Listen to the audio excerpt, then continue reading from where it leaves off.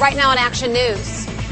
All right, this morning we were talking about the new book, Mean Girls, Meaner Women, Understanding Why Women Backstab, Betray, and Trash Talk Each Other and Finding Ways to Heal. And joining me now this morning is co-author and psychologist, yes, Joan Rosenberg is joining us this morning to talk about this kind of phenomenon, if you will, because we were just saying how this literally starts on the playgrounds when we're little, and it just seems to never stop. What did you find in your research?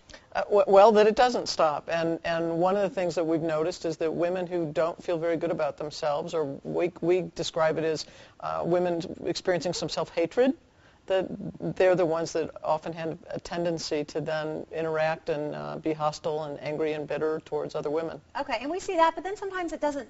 Did you find that in all cases? Because I know I have friends who have everything going for them. They're beautiful, they're great. On the outside, like you said, it seems like everything's fine, but I have friends that they don't want to talk to you unless they're talking bad about someone we know, putting somebody down, having something nasty to say. What is that? You know, that's bad for our sex. It's and bad for everybody, actually. Yeah. What really women get significance by making others seem insignificant. And men do not do this? Men have a tendency not to do this.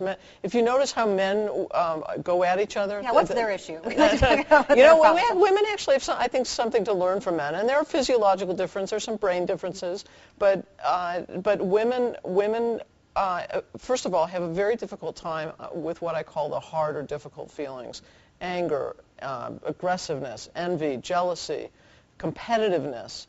And so we're not taught how to handle those feelings culturally or socially. Okay, so I'm in a group of women, and I've sworn off I'm not going to talk bad about anybody. What makes me get sucked into that? What somebody like myself who has intentions not to do that, and you hear people talking and saying something nasty, and then immediately we're just attracted to that. Why is that? Well, I don't know that I would say attracted. In that case, I would think it's peer pressure. If you don't do it, you're going to be excluded. You're the odd woman out. And now we're back on the playground again. Exactly. And exclusion, there's actually, we describe in the book something we call the pain of social exclusion.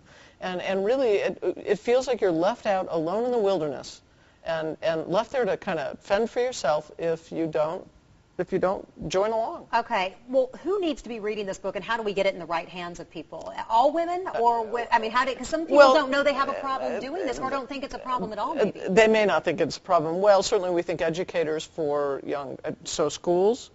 We think parents ought to be reading it. We think that women ought to be reading it, and even the teenage, probably adolescents and older teenagers should be reading it. Okay, and what could we tell, like you said, teachers and parents about starting this early? If we start early enough with our young girls, what's one or two tips that we can give those people who are around children and can hopefully get them into the right habits instead of the wrong ones? Absolutely, have young girls learn how to take those, to manage those very difficult or hard feelings.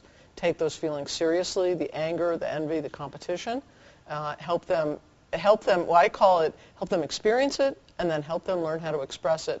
Because oftentimes, women's anger is not taken seriously, nor are women because of that. So this is just their way of this is their outlet, if you will. They use meanness as a coping strategy. Interesting. Yeah. Interesting. Okay. Well, let's anyway, we got some information about the book. I want to put it back up on the screen. It's called Mean Girls, Meaner Women, which, again, the title says it all. You start out a mean girl, and it forms into your adult life, and Dr. Joan Rosenberg has some answers. Great research. Again, it's something we've always talked about as women. Why do women do it?